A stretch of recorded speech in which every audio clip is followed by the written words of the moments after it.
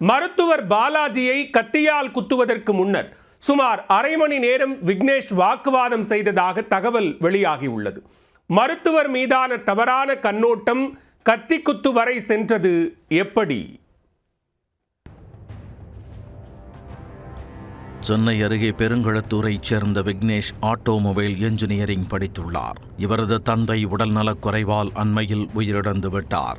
இந்த நிலையில்தான் புற்றுநோயால் பாதிக்கப்பட்ட தனது தாய் பிரேமாவை அழைத்துக் கொண்டு ஒவ்வொரு மருத்துவமனையாக ஏறி இறங்கியுள்ளார். புற்றுநோய் பாதிப்பு ஸ்டேஜ் 5 என்ற அளவில் இருக்கும் நிலையில் சென்னை அடையாறு புற்றுநோய் மருத்துவமனைக்கு சிகிச்சைக்கு சென்று வந்தார். தனியார் மருத்துவமனைகளில் குறைந்தபட்சம் 4 லட்சமாவது செலவாகும் என கூறியதால் அதிர்ந்து போன அவர் அவ்வளவு பணம் இல்லை என்பதால் சென்னை கலைஞர் நூற்றாண்டு பன்னோக்கு அரசு மருத்துவமனையில் சிகிச்சை பெற்று வந்தார்.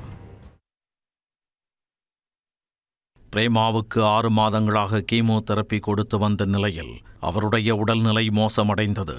கூடவே நுரையீரல் பாதிப்பும் ஏற்பட நிலை குலைந்து போயிருக்கிறார் பிரேமா.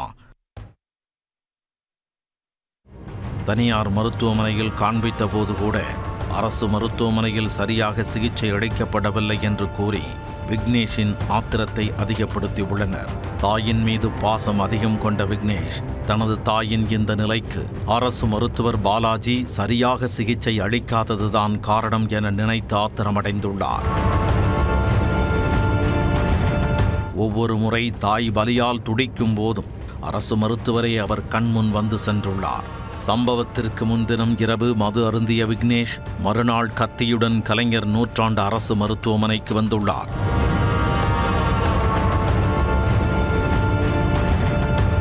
அங்கு ஓபி சீட்டு வாங்கிக் கொண்டு மருத்துவர் பாலாஜியை பார்த்துள்ளார்.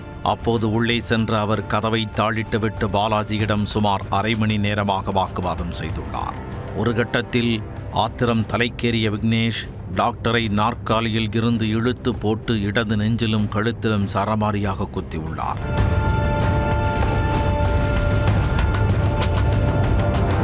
இதனால் இரத்தப்போக்கு அதிகமாகி அவர் மயங்கியதும் அறை கதவை திறந்து கொண்டு எதுவும் நடக்காதது போல் சகஜமாக நடந்து சென்று தப்பிச் செல்ல முயன்றார். அப்போதுதான் அவரை அங்கிருந்தவர்கள் சுற்றி வளைத்து பிடித்தனர்.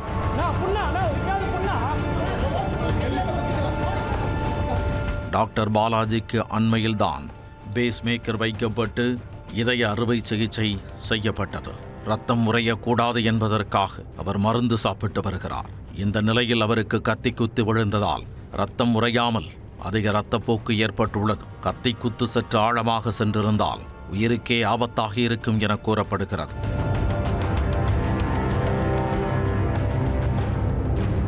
இதனிடையே தன் மீது உள்ள அதீத பாசத்தால் தான் தன் மகன் இதுபோன்ற காரியத்தை செய்துவிட்டான் என அவரது தாயார் பிரேமா தெரிவித்துள்ளார்.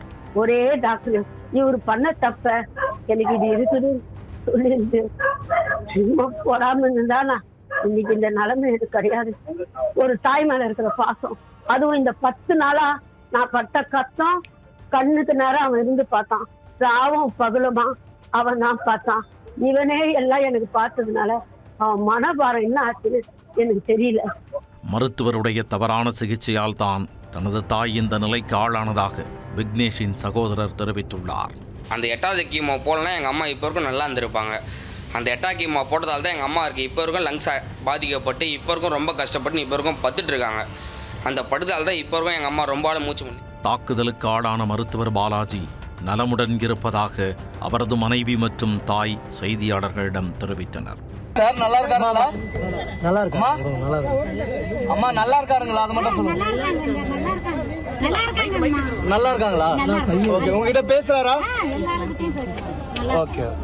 மருத்துவர் மீதான தவறான புரிதலாலேயே இந்த தாக்குதல் நடைபெற்றிருப்பதாக கலைஞர் நூற்றாண்டு பல்நோக்கு மருத்துவமனையின் டீன் தெரிவித்துள்ளார். கேஷுவலாக போனவர் உட்காந்து பேசுகிறார். ஸ்டாஃப் நர்ஸோடு இருந்துட்டு இருக்கும்போது இந்த மாதிரி எங்கள் அம்மாவுக்கு இப்படி இருந்ததுங்க, இதை வெளியில் காட்டும்போது இந்த ட்ரீட்மெண்ட் பெட்டராக இருக்கும்னு சொன்னாங்களே, அது ஏன் சார் இங்கே பண்ண முடியல பண்ணலை அப்படின்ற மாதிரி ஏதோ புரிதலோடு வந்ததுனால அந்த தவறான புரிதல் அவரே புரிஞ்சுக்கிட்டாரா இல்லை யாராவது அவரை தவறான இதை கொடுத்தாங்களாங்கிறது தெரியல. அந்த மாதிரி டிஸ்கஷன் நடக்கும்போது அவுட் ஆஃப் ஃப்ரஸ்ட்ரேஷன் எமோஷனல் பேக்ரவுண்டில் பேஷண்ட்டை மதருங்கிறதுனால பேஷண்ட்டோட அட்டெண்டருக்கு இந்த எமோஷனல் இம்பேக்ட் இருக்க தான் இருக்கும். அந்த இம்பேக்டில் வந்து அவர் குத்திட்டார். குத்துற அளவுக்கு அவர் வந்து ஒரு நைஃப் எடுத்துகிட்டு வர்றாருன்னா, கிச்சன் நைஃப் எடுத்துகிட்டு வர்றாருன்னா வரும்போதே அந்த மோட்டிவில் தான் வந்திருக்காருங்கிறது ரீட்ரோஸ்பெக்டிவாக தான் எங்களுக்கு தெரியுது.